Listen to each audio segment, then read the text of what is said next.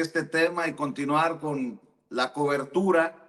¿Por qué no le damos la bienvenida también al maestro Ricardo Sevilla, periodista de larga trayectoria, columnista, escritor, fundador y conductor de su espacio en YouTube, Los Datos Duros, el terror de la fachiza en la X, antes Twitter, con sus hilos, y orgullosamente miembro de esta familia sin censura? Yo digo, mi querido Ricardo Sevilla, que el espíritu de López Obrador se pasea por los pasillos allá en donde se realiza la cumbre del G20, luego de esta propuesta tan valiente y tan puntual de la doctora Claudia Sheinbaum, con un discurso que hay que analizar por su impacto no solamente regional, mundial. Dejemos de sembrar guerras y sembremos vida. Propone Sembrando Vida a nivel mundial. ¿Cómo estás, Ricardo? Te saludamos con mucho gusto. Estoy muy bien, Vicente, muchísimas gracias por las diferentes palabras, como siempre, y definitivamente es un momento histórico en esta relación bilateral. Esta visita de la presidenta de México, Claudia Sheinbaum, a Río de Janeiro, no solo es un episodio anecdótico, no lo es, no lo van a analizar en la derecha, no lo van a analizar en TV Azteca, ahí no hay analistas, no lo van a analizar en Telerisa, porque ahí tampoco hay analistas, y mucho menos especializados en una relación bilateral tan compleja como lo ha sido siempre y en todo momento esta relación entre Brasil y México. Ellos estarían deseando aplaudir las relaciones que hubo un momento con Colo de Melo, con Itamar Franco, con el execrable Fernando Enrique Cardoso, que es un amiguísimo de piquete de ombligo de Ernesto Zedillo Ponce de León. Ha vivido tiempos muy difíciles Brasil, todos estos personajes. Hay que recordar la crisis enorme que nace a partir de Colo de Melo y concluye con una especie de boom económico con Enrique Cardoso, que fue una burbuja, y que quieren continuar en su momento Michel Temer y Jair Bolsonaro. Esta participación de la doctora Claudia Sheinbaum es de la mayor importancia y, como tú muy bien apuntas, debe reflexionarse profundamente, porque la estancia de la primera mandataria mexicana en tierras brasileras, concretamente allá en donde se encuentra el complejo de Alemão, pues bueno, es un asunto que, pues bueno, marca un hito, digamos, aunque suena a lugar común, pero esta es una joven presidencia, la de la doctora Claudia Sheinbaum, poquito más de 2 meses, pero reaviva una importantísima relación entre dos de las potencias latinoamericanas más influyentes de todo el continente, México y Brasil, aunque quiera escatimarle algo ahí los adoradores de Canadá, los adoradores de Estados Unidos. En los medios de comunicación corporativos, sus pasmados analistas no logran desentrañar lo que esta visita significa, porque esta relación ha sido de capital importancia en todo el continente americano. Siempre ha habido un comercio cultural, un comercio intelectual y desde luego un comercio económico entre ambas naciones. Los propios intelectuales mexicanos, Vicente, público memorioso, han abrevado de la tradición brasilera para nutrir diferentes movimientos sociales aquí en nuestro país. Desafortunadamente, pocos son los que entienden este contexto, y también influye mucho, Vicente, que en Brasil se hable portugués brasileiro, eso es lo que se habla ahí. ¿Por qué? Porque es como una especie de continente que está en América, donde prácticamente el continente habla castellano, una parte desde luego habla inglés, pero no, esto los ha metido en una especie de autonomía lingüística.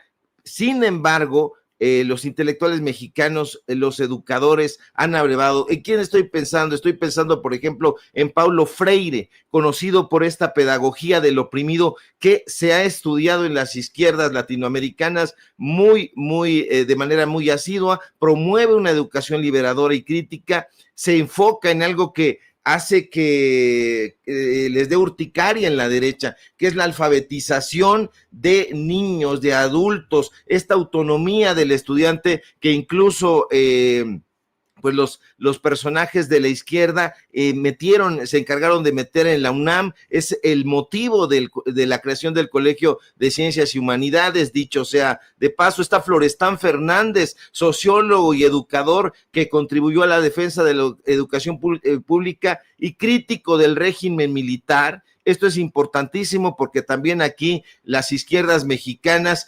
estuvieron muy compenetradas con este tipo de pensadores, han cuestionado muy duramente y muy acertadamente el modelo capitalista, esta influencia perniciosa de Estados Unidos en Brasil, porque hay una influencia, aunque algunos puristas digan que no. Entonces es muy importante porque ambas naciones, desde su periodismo, desde su pensamiento intelectual, desde su pueblo llano, han abogado por una educación que fomente esto que tanto temen en la derecha, la conciencia crítica, la transformación social. Esto es muy relevante, la transformación social, porque es algo que incluso está dentro de los conceptos comtianos. Está, si la gente lo observa bien, en la bandera brasileira, que es una frase de Auguste Comte, es orden y progreso. Entonces, esto es lo que en la derecha no van a poder analizar, ni van a querer, porque no les importa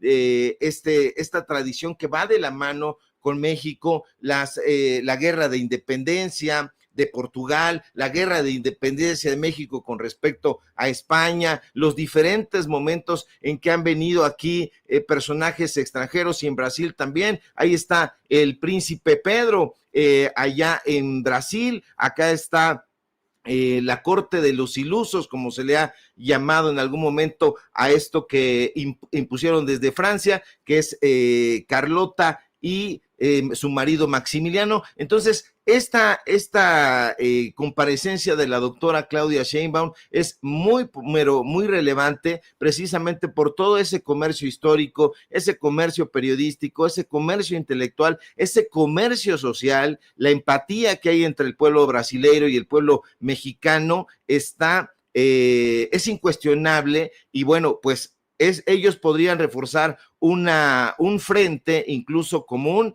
México y Brasil, con respecto a la hegemonía que pretenden instalar allá en Canadá y Estados Unidos. A mí me parece muy importante la asistencia de la doctora Claudia Sheinbaum, no solamente por esta propuesta que ustedes ya bien apuntaron, que es prácticamente destinar el 1% de este Producto Interno Bruto a la creación y la conformación de un proyecto que también es ecológico, este programa Sembrando Vida, que es prácticamente la herencia de Andrés Manuel López Obrador. A mí me parece muy bien que así sea. Creo que se tiene que abrir un poquito más el espectro en los medios de comunicación. Qué bueno que se está haciendo aquí en Sin Censura para conversar sobre estos temas, para conversar sobre la hermandad que siempre ha existido entre ambas naciones, los movimientos sociales, y me refiero no solamente a los históricos, la independencia, la revolución, los movimientos sociales de la década de los 80, por ejemplo, este resurgimiento de los movimientos populares que incluyen la lucha por los derechos indígenas, las reformas agrarias, los derechos laborales. Entonces reflejan esta continua búsqueda de ambas naciones por la justicia social, por la equidad en un contexto democrático. Así que esta intervención de la doctora Claudia Sheinbaum en un lugar como es el G20, como es prácticamente la capital turística de Brasil, la capital es Sao Paulo, la capital política, pero esta capital es muy importante, es muy relevante, es el ícono incluso de los diferentes visitantes, de los ojos de la comunidad internacional. Así que tiene toda la razón la doctora Claudia Sheinbaum cuando dice: nuestras naciones han atravesado momentos de tensión y desacuerdo, pero hoy están ahí, y eso es digno de aplaudir, para construir sobre sus similitudes y aprender de esas diferencias. Me parece muy relevante esta última parte, porque aunque ha habido diferencias a lo largo de la historia, la verdad es que ha habido momentos como este muy interesantes, muy relevantes, porque no es la misma relación la que está planteando la doctora Claudia Sheinbaum con Lula da Silva, un Lula da Silva que ya Vicente, público memorioso, ya es un personaje que se va desdibujando, que va teniendo actitudes muy raras, muy extrañas, que de pronto se va a pasear al Vaticano con los expresidentes completamente tecnócratas que se hacen de la amistad de Ernesto Zedillo, de Carlos Salinas de Gortari. Esta afinidad entre Salinas de Gortari y Colo de Melo, entre Zedillo y Fernando Enrique Cardoso, es digna de analizar, pero lo que está planteando la doctora Sheinbaum en este momento, en este programa, incluso conjunto de investigación en energías renovables, me parece que la piedra de toque en esta reunión, en esta cumbre del G20.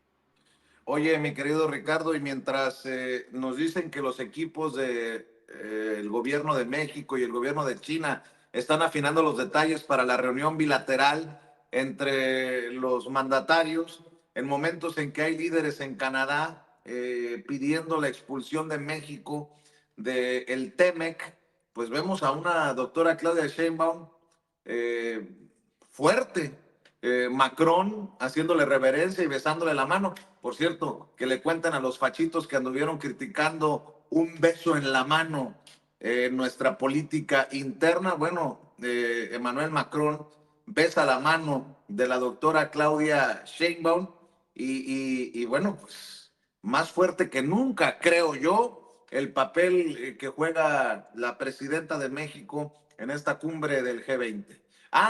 Y eso sin contar que el análisis de los grandes comentócratas de México, bueno, muchos, es por qué se fue en avión comercial, como lo ha estado comentando Toño con nuestros invitados, con Molay, con Manuel, desde temprano en esta transmisión de Sin Censura.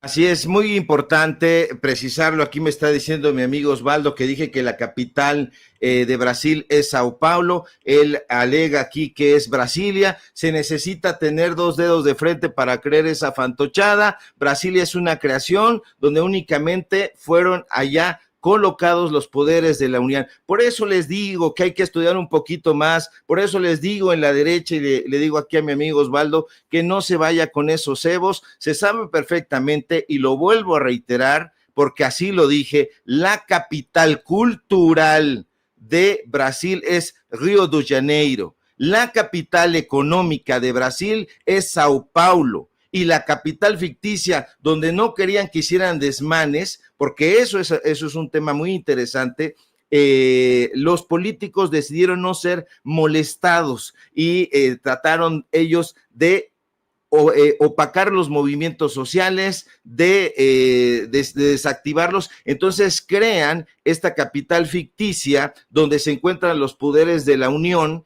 que es Brasilia, pero Brasilia no tiene ningún tipo de injerencia porque es además un lugar que le robaron territorialmente a un estado. Entonces la capital económica, para que no nos andemos con cuentos, y se sabe perfectamente, es Sao Paulo, la capital cultural, turística, el ícono de esa nación multirracial, multicultural, multiétnica, es Río de Janeiro, y de ahí podemos partir a las diferentes discusiones que sean pertinentes. Tú muy bien lo apuntas, una participación sumamente relevante, sumamente capital. Podrán decir algunos personajes por ahí, es que es una adulación, como nos tratan ahí en las redes sociales de la derecha, es que lame suelas. No, los que lamían suelas eran todos esos tecnócratas de Brasil y de México en la década de los 90, particularmente hacia finales de los 80s, que estaban impulsando esta agenda que era completamente neoliberal, completamente lesiva a los intereses de Brasil y de México, que estaba capitaneada por un lado por Carlos Salinas de Gortari y por el otro, uno de los personajes más oscuros, más siniestros, que es Colo de Melo. Color de Melo le decían aquí en Telerisa porque no sabían ni poquito portugués. Y bueno, y la otra parte, esta relación de Ernesto Zedillo Ponce de León con el supuesto intelectual que aquí arropó la familia Labastida. Este señor que está usted viendo en su pantalla es amigo y siempre fue amigo de Piquete de Ombligo, de Fernando Enrique Cardoso, tecnócratas los dos. Aquí hubo muchísimas visitas, se reunieron en la casa de los hermanos Labastida, de Jaime Labastida Ochoa, de Francisco Labastida Ochoa, los priistas de tutelares en una época allá en Sinaloa. Los arroparon, crearon fíjate nada más que interesante, una editorial que se llama Siglo XXI. Esa editorial Siglo XXI comenzó a publicar títulos uno tras otro de Cardoso. Y entonces todo lo que había sido publicado de Paulo Freire fue a dar en el botadero. Este gran educador, todo fue a dar en el botadero, se empezaron a vender los ejemplares a 5 y a 10 pesos en aquella época, y entonces no contaban con la astucia del pueblo mexicano, no contaban con la astucia de los universitarios que comenzaron a comprar todos esos saldos y vino este boom de Paulo Freire, que es un asunto muy interesante que nos llevaría muchísimos programas a analizar, pero bueno, es hablar de Brasil, es hablar de una tradición muy rica y pues desde luego hablar de México. Hay puentes de comunicación en cualquier lado donde lo busques, en esta jocosidad, en esta comunidad, en esta hermandad. Las culturas son muy alegres, son muy vivarachas, son muy familiares, muy unidas. Eso no lo van a analizar en la derecha, desde luego, insisto, precisamente porque les hace falta jugar un poquito más al capoeira intelectual. Y bueno, mientras nosotros estamos ocupados en esto, veo que hay comentócratas como Sergio Sarmiento, al que le tuve que contestar, ¿no? Porque luego se queda uno con eso y no vaya a ser la de malas. El pecho no es bodega, nuestro pecho no es bodega. Escribió ayer, antier, sábado, Vallarta, y puso una foto muy bonita ahí en redes sociales y le pongo, qué fea dictadura, ¿no? Qué fea dictadura, porque, bueno, una cobertura será la que hagamos desde abajo, con lo que podamos, los medios independientes alternativos, y otra la que hagan en los estudios perfumados de los grandes medios corporativos, personajes como mi querido Ricardo Sevilla, y entre otras cosas, pues no darán claridad al pueblo de México por el sabadazo que, fíjate nada más, el sábado, y lo retomé de un medio tradicional para que luego no digan que soy yo el exagerado, el amarillista, el Grinch. Lo tomé del periódico El Universal y lo publiqué, un sabadazo del Poder Judicial que básicamente apapacha a Javier Duarte, el exgobernador priista de Veracruz. Juez absuelve a exgobernador de Veracruz, Javier Duarte, por el delito de desaparición forzada. Hay que recordar que Javier Duarte está en el bote por ese y otros delitos, o ya no por este delito, pero por otros delitos. Bueno, pues mientras esto ocurría, don Sergio Sarmiento en Puerto Vallarta disfrutando de la vida, pero dicen que los sabadazos del Poder Judicial no existen, nada más como ejemplo para que estemos al pendiente de la cobertura del G20 y de todo lo que ocurre en nuestro país, mi querido Ricardo Sevilla. Exactamente, justamente mientras se está llevando a cabo esta reunión histórica allá en Brasil, el Poder Judicial vuelve a las andadas, vuelve a hacer de las suyas, a darle un gancho al hígado al pueblo de México, a actuar a sus espaldas y darle un golpe en la mandíbula a la democracia mexicana, a la justicia mexicana, que ya les está tocando a la puerta con esta reforma judicial, y está muy bien que así sea, porque estos personajes son corruptos hasta la médula. Ya no nos debería extrañar, público memorioso, pero lamentablemente sí ocurre y nos indigna, porque vuelven a suceder una y otra vez en las mismas situaciones, incurren en las mismas tranzas, en las mismas corruptelas y en las mismas injusticias. ¿A qué me refiero? Justamente a esto que comentas, a este fallo del Poder Judicial que con la mano en la cintura decide absolver a Javier Duarte, el exgobernador de Veracruz, a quien el pueblo veracruzano padeció y lamentablemente sigue recordando, porque él llegó a colocar junto con su antecesor el Z1, así le decían al señor Fidel Herrera, exgobernador también de esa entidad. Bueno, el pueblo jarocho lo recuerda así, se sabía perfectamente de las corruptelas de Javier Duarte, pero el Poder Judicial, Vicente, vive en otra dimensión, en la dimensión desconocida, y en esa dimensión desconocida y fangosa no parece existir la justicia. Este señor, el señor Javier Duarte, pues libra este juicio que se le estaba llevando a cabo por desaparición forzada, que se seguía en contra de él, pero un juez dice, no, ya no hay pruebas suficientes, y entonces viene esto que en la jerga legal se llama sobreseimiento de la causa penal. Entonces, la pregunta es la misma de siempre: ¿hay o no corrupción en el Poder Judicial? Y hasta me da risa. Una risa que no puedo yo reprimir, porque dice, bueno, ¿hay o no? Pues sí, evalúe usted los hechos y tendrá la respuesta.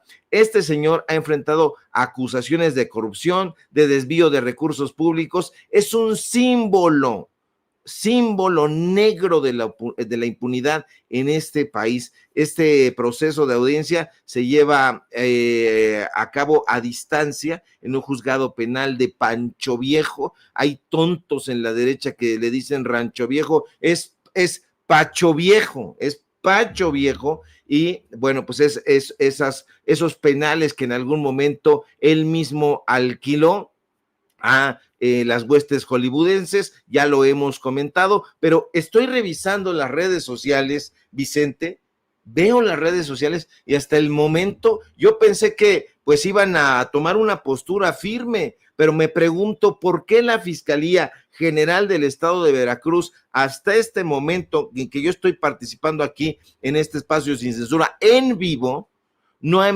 emitido ningún posicionamiento sobre esta resolución a la carpeta de investigación que se seguía contra el exgobernador. ¿Qué está pasando? ¿Qué está sucediendo? Porque esto ocurre precisamente cuando los reflectores están allá en Brasil, está haciendo su trabajo la presidenta de México, pero mientras tanto en el Poder Judicial dicen, es el momento, los reflectores no están sobre nosotros, pero ocurre precisamente en un momento en donde el Poder Judicial es señalado una y otra vez, porque este es una especie de veredicto que es muy cuestionable, desde luego. Se necesita ser un tonto, un obcecado o un corrupto, un juez corrupto, para no darse cuenta o no querer ver lo que ha sucedido en Veracruz, lo que vino sucediendo durante la administración de Duarte. Ese gobierno estuvo marcado por escándalos, por un manejo completamente tenebroso de las finanzas públicas.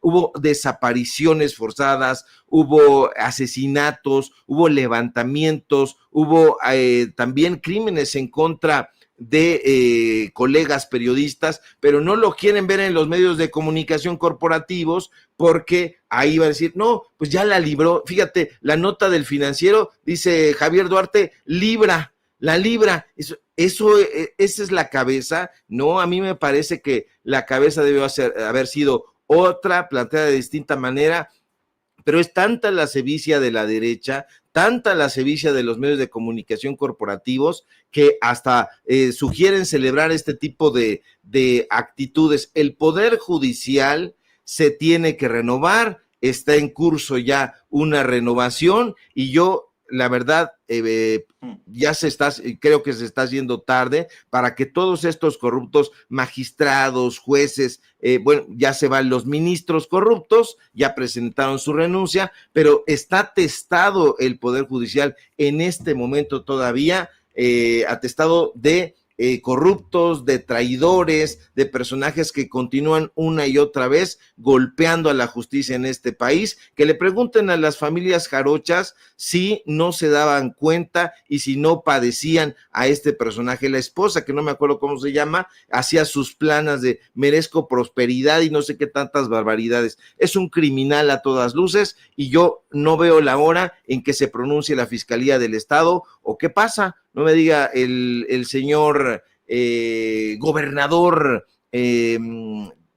morenista, por cierto, que va a cerrar su ciclo en silencio rotundo. No, tiene que hacer planteamientos muy fuertes y creo que lo que viene será mucho mejor. Yo no quiero decir más cosas, pero sí creo que la gobernadora que va a entrar, Rocío Nale, va a poner orden porque ya tenemos nosotros informaciones que está limpiando de corrupción las diferentes instancias que ha ido recibiendo. Hay corrupción, desde luego, y eso se tiene que limpiar y se tiene que limpiar a fondo. Y si no, pregúntenle a los jarochos qué es lo que opinan y se va a dar cuenta de que lamentablemente las cosas no han cambiado demasiado. Creo y tengo esperanzas de que en esta nueva gestión encabezada por Rocío Nale las cosas cambien para bien para el pueblo veracruzano.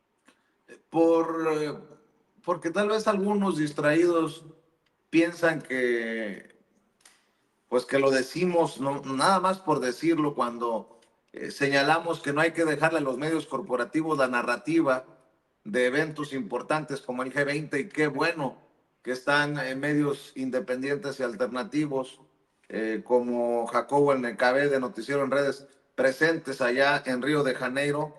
Aquí les va una muestra. ¿Qué tal si nada más leyéramos lo que escriben para los medios grandes, personajes como Joaquín López Dóriga o caricaturista Paco Calderón? Joaquín López Dóriga, por el bien de todos, primero los pobres, parte del discurso de Claudia Sheinbaum en su intervención en la cumbre del G20, dice Joaquín López Dóriga. Y Paco Calderón, el caricaturista, dice, qué hueva de voz, ya de las propuestas ni hablar. No, pues está cabrón, mi querido Ricardo Sevilla. Pero no ponen, no dan Grandes argumentos, personajes. Vicente, no dan argumentos, ese es el asunto, o sea, toda la participación la califican en un tuit y no hay argumentación. A ver, ¿por qué no tiene razón esto? ¿Qué hueva de voz? Eso es argumento, es una descalificación. Ya de las propuestas ni hablar, exactamente, no quiere hablar de las propuestas. Este personaje, el señor Paco Calderón, se ha transformado desde hace muchísimo tiempo en una de sus caricaturas. Entonces no hay argumentos, hay descalificaciones, hay adjetivos, porque eso es lo que representa la derecha. Ya desde hace muchísimo tiempo perdieron el debate en términos intelectuales, perdieron el debate en términos políticos, por eso el pueblo de México decidió echar a sus jefes, a la gente que lo tenía como empleado, y ahora están despotricando porque lo único que quieren es cobrar estos monos, estos cartones, estas caricaturas a precios exorbitantes. Le presentamos aquí en su momento cómo le pagaban en el Poder Judicial precisamente a ese señor y a otros tantos moneros de derecha, por supuesto. No tienen argumentos, Vicente, y eso es lo que va a cundir. No se van a dar el tiempo de analizarlo y decir, estas son las aportaciones muy relevantes en términos históricos en esta relación bilateral, porque para ellos relación bilateral solamente la hay entre México y Estados Unidos. No se dan cuenta que México tiene relaciones con muchísimos países y en este caso la relación con Brasil me parece que es una de las relaciones bilaterales más importantes y dignas de analizar.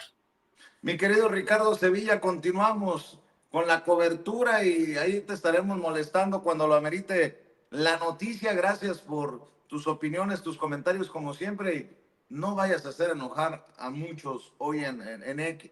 Bueno, sí, vamos a enojar, total, es día festivo, tendrían todo el día para el chorrillo. Mi querido Ricardo Sevilla, ¿por qué no cerramos invitando a la audiencia a que amor con amor se pague?